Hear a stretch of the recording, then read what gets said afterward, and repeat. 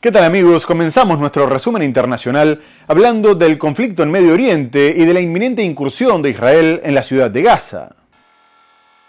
El ejército israelí afirmó el jueves que controla el 40% de Ciudad de Gaza. Israel lanzó el martes un ataque aéreo contra líderes de Hamas en Doha. El presidente del gobierno español, Pedro Sánchez, anunció el lunes medidas para detener lo que calificó de genocidio en Gaza. Odesa y sus alrededores fueron objeto de intensos ataques que causaron daños en infraestructuras civiles y viviendas, según informaron las autoridades locales. Madrugada de máxima alerta en Polonia. La Comisión Europea anunció el viernes que impondrá una multa de 2.950 millones de euros a la estadounidense Google. La Corte Suprema de Estados Unidos autorizó provisionalmente el lunes al gobierno del presidente Donald Trump reanudar redadas de migración en Los Ángeles. Estados Unidos derribará cualquier avión militar venezolano que represente una amenaza para sus fuerzas desplegadas en el Caribe. Y vamos a comenzar el programa hablando del conflicto en Medio Oriente. Las fuerzas de defensa de Israel comunicaron que seguían avanzando sobre la ciudad de Gaza y que, a pesar de que la gran ofensiva todavía no había comenzado, ya controlaban el 40% de la capital del enclave. Además, el primer ministro Benjamin Netanyahu confirmó que estaban demoliendo edificios residenciales de altura, asegurando que estaban siendo utilizados por Hamas, aunque la organización islamista afirma que en ningún momento utilizó infraestructura civil con fines militares y denuncia que el único propósito es dejar en ruinas todo el territorio. Asimismo, el mandatario anticipó que ampliarían las operaciones en las próximas horas, por lo que instó a la población a evacuar la ciudad hacia Al-Mawasi, más al sur, asegurando que habían abierto una nueva zona humanitaria que sería segura y contaría con suministros básicos. Se cree que alrededor de 100.000 personas ya evacuaron la ciudad de Gaza, pero la situación es cada vez más preocupante, dado que sigue habiendo cerca de 1 millón de habitantes. A su vez, se comunicó la muerte de 4 soldados israelíes en el norte del enclave, después de que 3 o 4 milicianos abrieran fuego contra un puesto militar, lo que aumenta el total de bajas desde el comienzo del conflicto a 460, y la oposición advierte que podrían terminar siendo muchas más si no se cancela la operación sobre la ciudad de Gaza, que el gobierno afirma que es el último bastión de Hamas. No obstante, Netanyahu dijo que lo ocurrido hasta ahora era solamente el preludio de una operación mucho mayor e instó a abandonar la capital antes de que sus tropas pusieran en marcha la incursión terrestre. El ejército israelí afirmó el jueves que controla el 40% de Ciudad de Gaza, la mayor urbe del territorio palestino.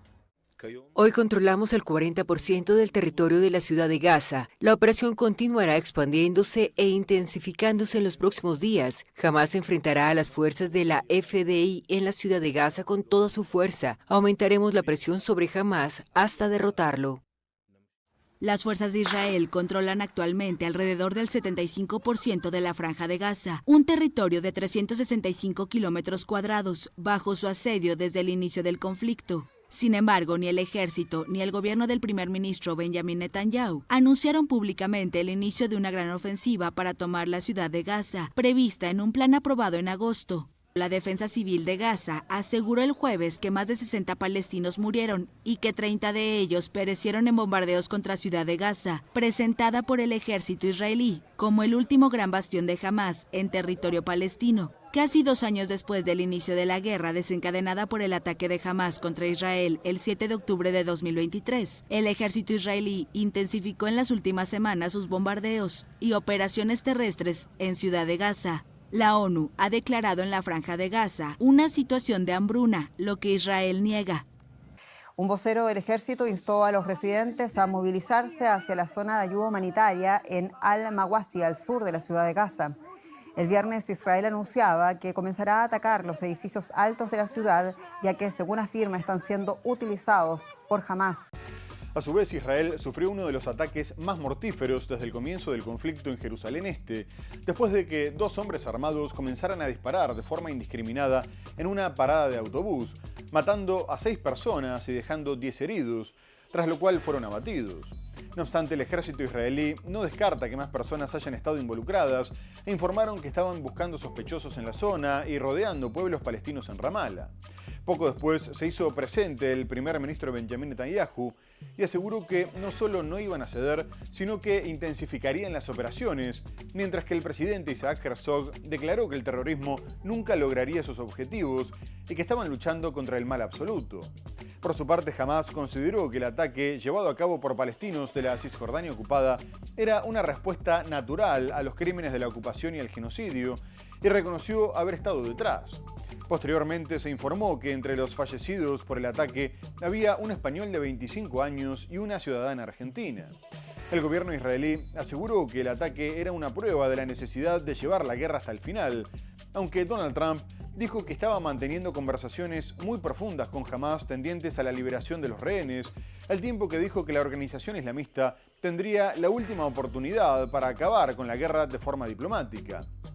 Israel cree que 22 de los 47 cautivos que permanecen en la Franja de Gaza siguen con vida, pero Trump informó que consideraban muy probable que una parte de los rehenes hayan muerto recientemente. Tiroteo en Jerusalén Este. Los servicios de socorro israelíes informaron el lunes que al menos 6 personas murieron y una decena resultaron heridas en uno de los ataques más mortíferos en esa ciudad desde el inicio de la guerra en la Franja de Gaza. Según la policía, 2 atacantes dispararon contra una parada de autobús a la entrada del barrio de Ramot en Jerusalén Este, la parte de mayoría palestina ocupada y anexionada por Israel. El primer ministro israelí Benjamín Netanyahu acudió al lugar. Estamos luchando contra el terrorismo, contra el régimen hutí, contra Irán que los respalda a todos. En Gaza, en Líbano contra Hezbollah, en todos los frentes. No vamos a ceder, intensificaremos nuestras operaciones y lograremos todos nuestros objetivos. El movimiento islamista palestino Hamás, en guerra con Israel en la Franja de Gaza, se felicitó del ataque y afirmó que los asaltantes eran palestinos. El ejército israelí indicó que sus fuerzas estaban buscando a sospechosos en la zona del ataque y rodeaban pueblos palestinos en la región de Ramallah, en Cisjordania ocupada. Según las autoridades israelíes, los 2 atacantes que fueron abatidos procedían de la Cisjordania ocupada. La víctima española ha sido identificada como Jacob Pinto, de 25 años y natural de Melilla. La guerra de Israel en Gaza ha desencadenado un aumento de la violencia tanto en Cisjordania como en Israel. El tiroteo tuvo lugar en el cruce de Ramot, en una carretera que conduce a los asentamientos judíos situados en el este de Jerusalén. Las imágenes del ataque mostraron a decenas de personas huyendo de la parada de autobús en la concurrida intersección durante la hora punta de la mañana. Y a pesar de la presión por parte de Estados Unidos para que Hamás acepte las condiciones para un alto el fuego, Israel llevó a cabo un bombardeo en Qatar para asesinar a los negociadores de la organización islamista, en un ataque que habría contado con el apoyo de Washington, según las autoridades de Qatar, aunque Israel negó su participación y Donald Trump dijo que lamentaba profundamente un ataque que no servía a sus objetivos ni a los de Israel. Benjamín Netanyahu ya había anunciado que comenzaría a acabar con los líderes de Hamás que se encontraban en el exterior, pero la ofensiva generó un conflicto internacional y condenas generalizadas, ya que acabó con la vida de 5 de los miembros de la comitiva mientras discutían la última propuesta de Donald Trump para un alto el fuego, y tuvo lugar en uno de los países mediadores, ajeno al conflicto. Israel justificó el ataque asegurando que eran líderes de Hamás que dirigían las operaciones de la organización y que eran responsables del ataque del 7 de octubre, mientras que el primer ministro Benjamín Netanyahu afirmó que había sido una respuesta al atentado en Jerusalén. A su vez, el Ministerio de Exteriores de Qatar, que reveló que los líderes de Hamás habían sobrevivido más allá de la muerte de algunos integrantes del equipo, condenó lo que calificó de ataque criminal por constituir una flagrante violación de todas las leyes internacionales, y también lo hicieron el secretario general de Naciones Unidas, Antonio Guterres, el Papa León XIV, mientras que la Liga Árabe dijo que apoyaría cualquier medida que tomara Qatar para proteger su seguridad y su soberanía, porque tenían que tratar con un Estado que se burlaba de la ley y de las consecuencias de sus vergonzosas acciones. A su vez, los hutíes de Yemen e Irán advirtieron que el ataque era una señal de alerta para toda la región. Un hecho que reviva las tensiones en Medio Oriente. Israel lanzó el martes un ataque aéreo contra líderes de Hamás en Doha, la capital de Qatar, que alberga rondas de conversaciones para una tregua en Gaza. El movimiento palestino, que gobierna Gaza desde 2007, dijo que 6 personas murieron en los ataques, incluido el hijo de su principal negociador, Jalil al-Hayya, y 3 guardaespaldas, pero agregó que los miembros de la delegación encargada de las negociaciones sobrevivieron. Por su parte, Qatar indicó que uno de los agentes de seguridad murió en el ataque, que calificó de cobarde. Es la primera vez que Israel bombardea este país del Golfo, un aliado clave de Estados Unidos y que ejerce como mediador para la tregua en Gaza. La Casa Blanca se distanció del ataque. Bombardear de forma unilateral dentro de Qatar, una nación soberana y aliada cercana de Estados Unidos que está trabajando muy duro y asumiendo valientemente riesgos para mediar en pro de la paz, no sirve a los objetivos de Israel ni Estados Unidos. Sin embargo, eliminar a Hamás, que se ha beneficiado de la miseria de quienes viven en Gaza, es un objetivo loable. El presidente Trump ordenó de inmediato al enviado especial Witkoff que informara a los cataríes del ataque inminente, lo cual hizo. El presidente considera a Qatar un aliado fuerte y amigo de Estados Unidos y lamenta profundamente el lugar de este ataque. Israel explicó la operación como una respuesta al atentado de Jerusalén de lunes reivindicado por Hamás y en el que murieron 6 israelíes. Se acabaron los días en que los líderes terroristas podían disfrutar de inmunidad en cualquier parte. No permitiré que exista ningún tipo de inmunidad para quienes asesinan a nuestro pueblo. Mientras tanto, continúa la presión interna sobre el gobierno de Benjamin Netanyahu, con protestas multitudinarias lideradas por los familiares de los rehenes, que reclaman un acuerdo de alto al fuego con Hamás que permita su liberación. Las manifestaciones tuvieron lugar en todo el país, en unas protestas que incluyeron el bloqueo de varias carreteras, incluso la que une Jerusalén con Tel Aviv. A su vez, el primer ministro Benjamin Netanyahu acusó a los manifestantes de comportarse como fascistas, ya que asegura que amenazan con asesinarlo y que prendieron fuego varios vehículos cerca de su casa en Jerusalén, en unos disturbios que también fueron condenados por la oposición, al tiempo que continuó defendiendo la intensificación de las operaciones militares, afirmando que el conflicto se encontraba en una fase crucial y que si bien sus fuerzas armadas habían alcanzado logros muy importantes en el Líbano, Yemen, Siria e Irán, lo que había comenzado en Gaza tenía que terminar en Gaza. Y tras las acusaciones del primer ministro, los familiares de los rehenes respondieron que no eran ni anarquistas, ni derechistas, ni izquierdistas y que solo exigían la vuelta de los cautivos. Además, la madre de uno de ellos dijo que el único legado que dejaría Netanyahu era la masacre y el fracaso del 7 de octubre. Lo acusó de estarle mintiendo al presidente norteamericano Donald Trump y cuestionó que durante 3 semanas haya evitado responder a la propuesta de paz que había sido aceptada por Hamás en su totalidad, aunque las negociaciones quedaron en el limbo después del ataque israelí contra los negociadores en el territorio de uno de los mediadores. Cientos de personas se congregaron el viernes en Tel Aviv y Jerusalén en solidaridad con los rehenes retenidos en la Franja de Gaza desde hace 700 días. Hoy se cumplen 700 días desde que se llevaron a mis hermanos pequeños, Gali y Ziv, a los túneles del infierno. 700 días. Me cuesta creer que sigamos aquí sin ellos. 700 mañanas despertándome y preguntándome si siguen vivos. 700 noches yéndome a dormir con el mismo vacío en el corazón. 700 días en cautiverio. ¿Alguien puede siquiera comprender lo que eso significa? Estar cautivo, hambriento, asustado, solo, retenido durante 700 días. Sé lo que es sentarse en un túnel y esperar, desear, tener esperanza, y que esa esperanza se haga añicos y se derrumbe una y otra vez, sin fin. Mientras, el movimiento islamista palestino Hamás difunde un video en el que se ve a Guy Gilboa Dalal, uno de los rehenes, rogando al primer ministro israelí Benjamin Netanyahu que no lance su ofensiva para tomar Ciudad de Gaza. En la grabación también se ve brevemente a otro de los rehenes, Alon Ogel, del que no se había difundido ningún video desde su captura. Los familiares de los rehenes israelíes están preocupados por la ofensiva militar anunciada por el gobierno en Ciudad de Gaza. Esta operación militar no nos acercará a la victoria que buscan, pero pone en peligro a los rehenes. Escúchenos, las voces de quienes estuvieron allí, las voces de las familias que esperan, las voces que los obligan a pensar de manera diferente. Solo un acuerdo real e integral puede salvarlos y traerlos a casa. Y estoy aquí como prueba de ello. Y tras la fuerte presión, Israel comunicó que había aceptado la última propuesta presentada por Donald Trump, con la condición de que liberaran a todos los rehenes y de que jamás depusiera las armas. Pero España continuó tomando medidas contra Israel por los crímenes de guerra y la hambruna que provocó en Gaza, lo que volvió a aumentar las tensiones bilaterales. El mandatario Pedro Sánchez dijo que la historia sería implacable con los cómplices o indiferentes al genocidio en la franja y que si bien era consciente de que las sanciones a Israel no acabarían con el sufrimiento palestino, tenían que seguir presionando al Ejecutivo israelí.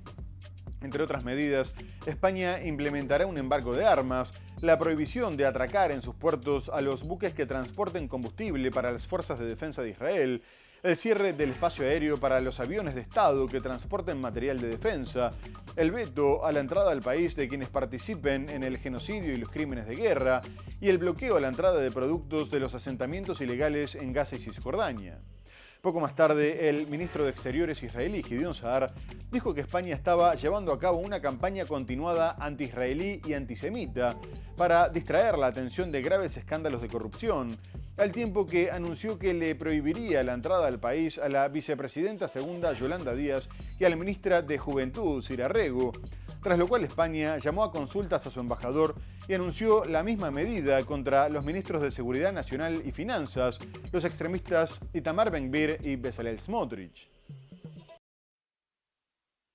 Nuevo choque diplomático entre España e Israel. El presidente del gobierno español, Pedro Sánchez, anunció el lunes medidas para detener lo que calificó de genocidio en Gaza. El gobierno de España ha decidido dar un paso más y poner en marcha de forma inmediata 9 acciones adicionales para detener el genocidio en Gaza, para perseguir a sus ejecutores y para apoyar a la población palestina. Entre las medidas están un embargo de armas a Israel, la denegación de la entrada en el espacio aéreo a naves que transporten material de defensa destinado a Israel y la prohibición de atracar en puertos españoles a barcos que lleven combustible para el ejército israelí. También incluyen vetar el ingreso de productos provenientes de los asentamientos ilegales en Gaza y en Cisjordania y limitar los servicios consulares españoles a quienes residan en esos asentamientos. Por último, España incrementará su ayuda a los palestinos y a la Agencia de la ONU para los Refugiados Palestinos. Sabemos que todas estas medidas no van a bastar para frenar la invasión ni los crímenes de guerra. La respuesta de Israel no tardó en llegar. El ministro de Relaciones Exteriores, Gideon Sa'ar, acusó al gobierno español de llevar a cabo una campaña continuada anti-israelí y antisemita para distraer la atención de graves escándalos de corrupción. Anunció además que a modo de sanción su gobierno prohibirá la entrada en Israel a 2 ministras españolas pertenecientes a la plataforma de izquierda radical Sumar, que es parte de la coalición gobernante junto a los socialistas. Pero más allá de la presión internacional, Estados Unidos continúa defendiendo a Israel y el secretario de Estado norteamericano, Marco Rubio, criticó la decisión de Francia y de otros países de reconocer el Estado palestino y les advirtió que Israel podría tomar represalias anexionándose Cisjordania, un plan que genera una fuerte condena en todo el mundo, aunque Rubio se negó a criticar a su aliado, limitándose a decir que el plan para construir 3.500 viviendas que aislarían Jerusalén Este del resto de los territorios ocupados y enterrarían la solución de los 2 estados era una respuesta totalmente previsible. No obstante, Emiratos Árabes Unidos advirtió que una eventual anexión cruzaría líneas rojas y comprometería los acuerdos de Abraham, con los cuales Israel normalizó sus relaciones con Abu Dhabi, además de con Bahrein, Marruecos y Sudán. Y las críticas también llegan por la hambruna que genera el bloqueo de alimentos en Gaza, que está intentando romper nuevamente la flotilla Global Sumud. No obstante, se denunció que su buque insignia fue atacado con un dron mientras se encontraba en Túnez, lo que podría provocar un nuevo choque internacional, aunque las autoridades del país afirmaron que no habían detectado ningún dron y que el incendio se había producido a bordo. Sin embargo, la flotilla publicó videos que desmienten la declaración oficial, ya que se mostraba un objeto volador luminoso cayendo sobre los chalecos salvavidas, y después se registró un segundo ataque en otra embarcación. A su vez, la relatora especial de Naciones Unidas, Francesca Albanese, dijo que si se confirmara el ataque con drones, sería un asalto y una agresión contra Túnez y su soberanía. La flotilla Global Summit, que zarpó con activistas y ayuda humanitaria para Gaza, afirmó en la madrugada del martes que una de sus embarcaciones fue atacada por un posible dron cerca de Túnez, aunque ese país descartó la presencia de vehículos aéreos no tripulados en la zona. A través de la red social Instagram, compartió un video de una cámara de vigilancia instalada en el bote en el que se oye un zumbido. A continuación se ve a un activista levantar la vista, gritar y retroceder antes de que se oiga una explosión. Un destello ilumina la zona. La flotilla afirmó que las 6 personas a bordo se encontraban sanas y salvas. También informó de daños materiales y denunció actos de agresión destinados a descarrilar su misión. Sin embargo, la Guardia Nacional tunecina afirmó tras el incidente que no había detectado ningún dron. Según sus conclusiones preliminares, se produjo un incendio en los chalecos salvavidas a bordo de un barco anclado a 50 millas del puerto de Sidi Bout Said y procedente de España. Más de 1.000 personas recibieron el domingo en Túnez a la flotilla que salió a inicios del mes de Barcelona con activistas pro-palestinos y ayuda humanitaria para la Franja de Gaza. Compuesta por unas 20 embarcaciones y con presencia a bordo de la ambientalista Greta Thunberg y otras personalidades como el brasileño Thiago Silva, tiene como objetivo abrir un corredor humanitario y poner fin al genocidio en curso del pueblo palestino en el contexto de la guerra entre Israel y Hamás, según señalan sus organizadores. Y ahora quisiera dejar de lado el conflicto en Medio Oriente para hablar de la guerra en Ucrania. Rusia llevó a cabo el mayor ataque aéreo desde el comienzo de la guerra, lanzando más de 800 drones y 13 misiles, 4 de ellos balísticos, y alcanzó por primera vez un edificio gubernamental en Kiev, en una zona que era considerada la más segura del país. El edificio impactado fue el del Gabinete de Ministros, que sufrió un incendio en los pisos superiores, aunque se asegura que fue provocado por los restos de un dron que había sido interceptado, por lo que el daño no fue mayor. Poco más tarde, el presidente Volodymyr Zelensky informó que hubo una destrucción importante en varias ciudades, incluso al oeste, a pesar de que aseguró que se derribaron 750 drones y 4 misiles, unas cifras que siempre se ponen en duda. Además, denunció que se había apuntado contra infraestructura civil y que tras 11 horas de alerta, el ataque había dejado 5 muertos y decenas de heridos. A su vez, la presidenta de la Comisión Europea, Ursula von der Leyen, consideró que con el bombardeo, el Kremlin se estaba burlando de la diplomacia. Asimismo, se informó que la escalada también incluyó un ataque de Kiev contra el oleoducto Druzhba en la región rusa de Briansk, afectando el suministro a Hungría y Eslovaquia. Y por otra parte, las autoridades ucranianas acusaron a Rusia de estar detrás del asesinato al político proeuropeo Andrei Parubi, expresidente del Parlamento, tras haber interrogado al sospechoso de 52 años, que fue arrestado en las horas posteriores a varios kilómetros de la escena del crimen. A su vez, el jefe del Servicio de Seguridad en Leópolis aseguró que algunas de las pistas podrían revelar la participación de los servicios especiales de Moscú, aunque no lo confirmó. Los ataques de Rusia contra Ucrania no dan señales de disminuir, con 823 ataques nocturnos que han causado la muerte de al menos 2 personas en Kiev, según las autoridades ucranianas. El alcalde de la ciudad, Vitaly Klitschko, también informó de que el principal edificio gubernamental de Ucrania estaba en llamas, probablemente incendiado por los restos de un dron que cayó. Las Fuerzas Armadas de Ucrania afirmaron que 751 de los ataques fueron repelidos, mientras que 9 misiles y 54 drones impactaron en Ucrania, incluyendo las ciudades de Kremenchuk, Kryvyi Rih y Dnipro. Odesa y sus alrededores fueron objeto de intensos ataques que causaron daños en infraestructuras civiles y viviendas, según informaron las autoridades locales. La presidenta de la Comisión Europea, Ursula von der Leyen, condenó el ataque y afirmó, en palabras textuales, el Kremlin se está burlando de la diplomacia. Mientras tanto, Ucrania atacó el oleoducto Druzhba en la región rusa de Briansk, dejando el oleoducto dañado según las autoridades rusas. Las autoridades ucranianas anunciaron el lunes la detención de un sospechoso por el asesinato del destacado político y expresidente del Parlamento, Andrei Parubi, y dijeron que Rusia podría estar implicada. Según el presidente ucraniano Volodymyr Zelensky, el sospechoso de 52 años ha prestado ya declaración, si bien la investigación continúa abierta. Mientras, el jefe del Servicio de Seguridad de Ucrania en la región de Leópolis declaró: hay información operativa que indica la posible implicación de los servicios especiales de la Federación Rusa en la organización del asesinato. En el terreno, las tropas ucranianas estabilizaron la zona norte de Pokrovsk y frenaron el intento de rodear la ciudad, aunque los rusos ya se encuentran dentro, y el desvío de recursos que fue necesario para reforzar la seguridad del sur provocó el colapso en otros sectores, como en el bosque de Kremina, que era la zona con la mayor cantidad de trincheras del mundo. Además, se acercan a Liman-Siversk por el norte, entraron en Kupiansk y se adentran en la región de Dnipropetrovsk, por lo que los aliados europeos de Ucrania siguen aumentando su apoyo militar, aprobando nuevas sanciones contra Rusia, presionando para una salida diplomática, y recientemente 26 países se comprometieron a desplegar tropas en Ucrania por tierra, mar y aire, como garantía de seguridad una vez terminado el conflicto, aunque sin especificar el rol que tendría cada uno.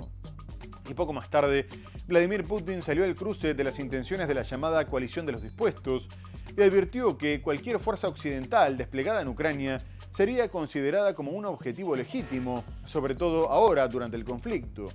Además, recordó que la necesidad de impedirlo era la causa por la que se oponían a su entrada a la OTAN, y agregó que la eventual presencia de un contingente militar extranjero no iba a garantizar la paz a largo plazo. Donald Trump había asegurado, tras reunirse con Putin, que Rusia estaría dispuesta a aceptar una solución por el estilo, pero fue desmentido poco después por el ministro de Exteriores Sergei Lavrov, que aclaró que no permitirían un despliegue del otro lado de la frontera. Ahora Trump se mostró preparado para imponer más sanciones, pero dijo que antes hablaría con Putin. Cualquier fuerza occidental desplegada en Ucrania será considerada como un objetivo legítimo por el ejército de Rusia. Eso advirtió el viernes el presidente Vladimir Putin, un día después de que aliados de Kiev se comprometieran a enviar tropas como garantía en caso de un acuerdo de paz. En cuanto a la posible presencia de un contingente militar en Ucrania, esta es una de las causas fundamentales de la participación de Ucrania en la OTAN. Si aparecen tropas allí, especialmente ahora durante el combate, partimos de la premisa de que serán objetivos legítimos.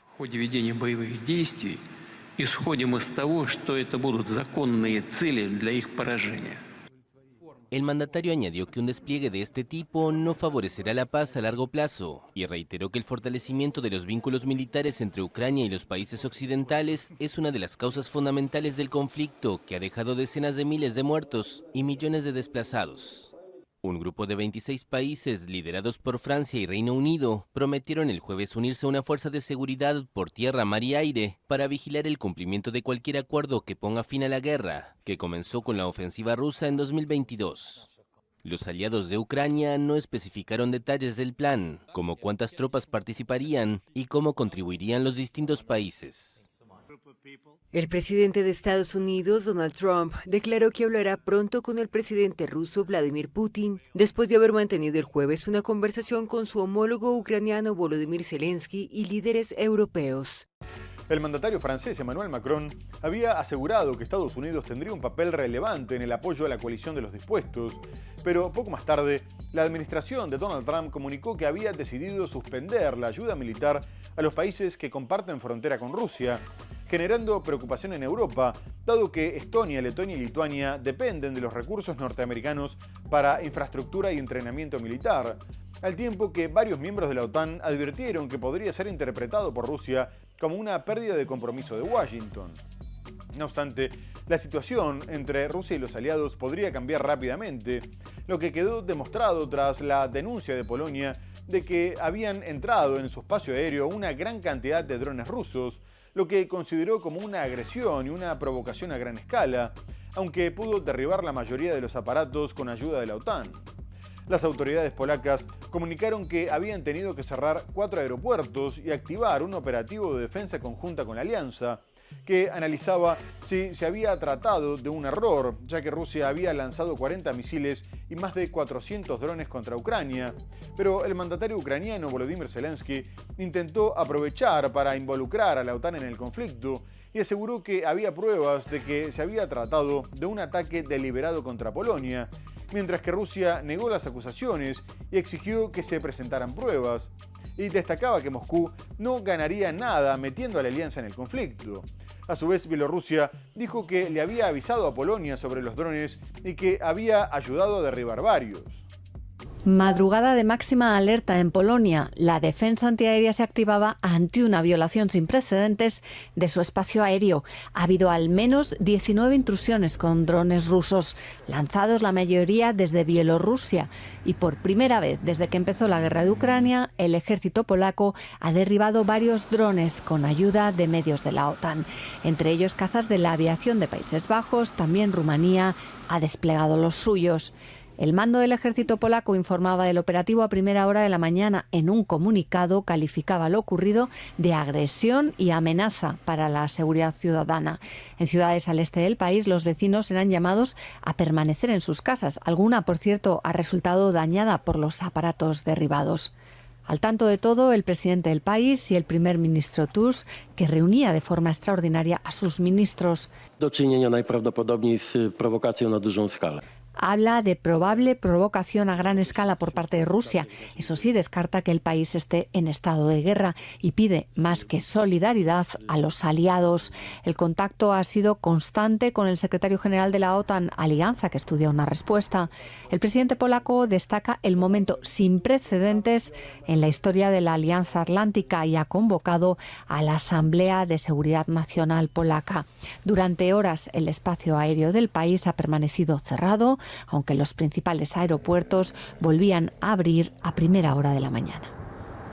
Muy bien amigos, tenemos que hacer una breve pausa comercial y enseguida regresamos para hablar de la destitución del primer ministro de Francia, de la tensión entre Estados Unidos y Venezuela y mucho más.